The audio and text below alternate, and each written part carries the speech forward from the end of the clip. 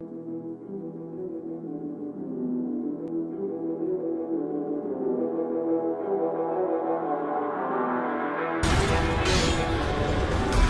cansei desse joguinho.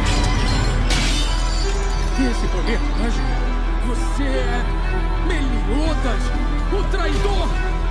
E eu voltei nessa porra a ser o mal em natureza, um demônio que respira sangue e transpira frieza. Pois eu sou a luz que se transforma em escuridão, e eu vou nesse mundo causar a destruição. Antigamente o mais forte sendo o demônio mais foda, atualmente o mais forte batendo em seu desestarossa. Veja a forma do meu corpo mergulhado em trevas. Se não fosse seu um minuto, cê perderia seu merda. Saltimode, veja agora eu te causando dor. Eu vou te matar na hora caso toque no meu amor. Veja o resplendor de um demônio cruel. Não é jogando na cara, mas sim sou mais forte que o Mael. Basicamente 1,50 m de pura maldade, vivendo nesse mundo tendo 3.000 anos de idade. Eu cansei de vê-la sofrendo, de vê-la morrer. Eu vou me tornar rei dessa porra e botar pra fuder. Veja a força verdadeira do filho mais forte, 142k de poder na forma Saltimode. Não males que vem pro bem, eu guardo rancor. Um dia você é a caça e outro dia o caçador. Veja a força verdadeira do filho mais forte. Acha que pode bater de frente comigo, vê se não pode. Na forma Saltimode de volta ao trono. Eu vou salvar Elizabeth virando um novo rei demônio. Meliodas, culpado traidor, pegando uma maldição, mas eu não posso entender.